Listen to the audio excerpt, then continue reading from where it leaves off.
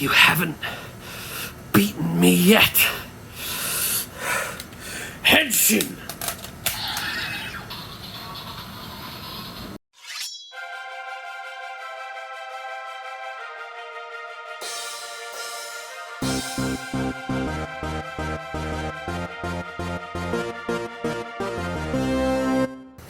I've always wanted to do that. Welcome to Foibles and Fights, the swordiest sword show that ever sorted. I'm your host, Mike Faden, creator of the League of Swords. The League is on a little bit of a hiatus right now while I direct a play, but you should still sign up for our mailing list down in that description if you're on YouTube or that description if you're on Facebook to get all the latest updates on the League and videos of this very show. Tropes. We're supposed to hate them. Secretly we love them. Why?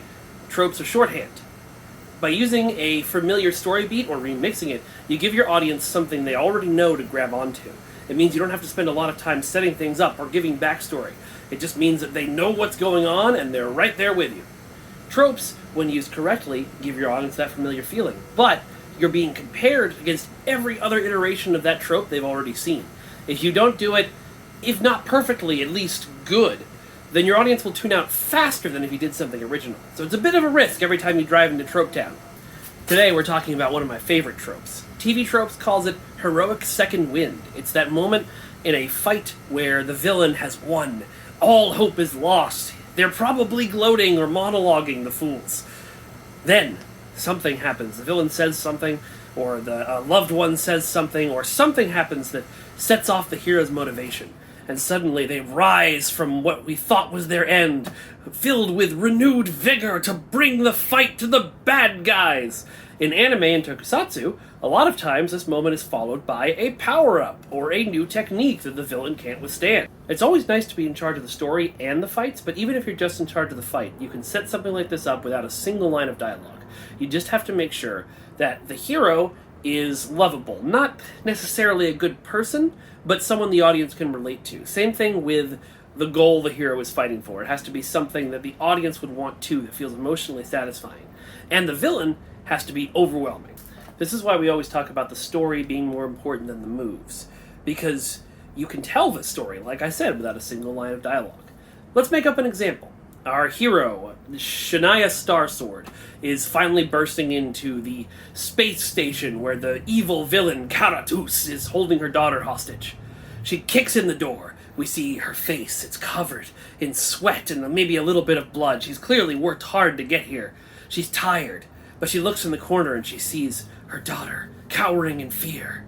And before her rises Karatus, who gives some kind of monologue about, destroying the galaxy, killing her daughter, something evil. And then the fight begins, and Shania Starsword is dazzling and brilliant and motivated, and seems to be getting the upper hand, but then Karatus does something bad, pulls a thing from the ceiling and sprays steam in her eyes, or something like that. And suddenly the fight turns. Karatus is winning. He disarms her. He gives her a fatal blow, like a stab through the gut. She falls to her knees. All hope is lost. And then Karatos, the fool, starts monologuing.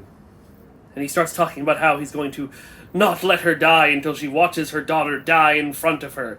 And then Shania Starsword slowly gets to her feet, full of determination to live and to fight that somehow had abandoned her before. And she attacks, and she wins, and your audience cheers! So think about tropes as you choreograph your fights.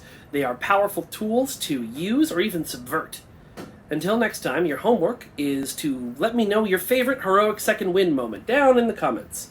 Remember, like and subscribe, sign up for our mailing list, and always stick 'em with the pointy end.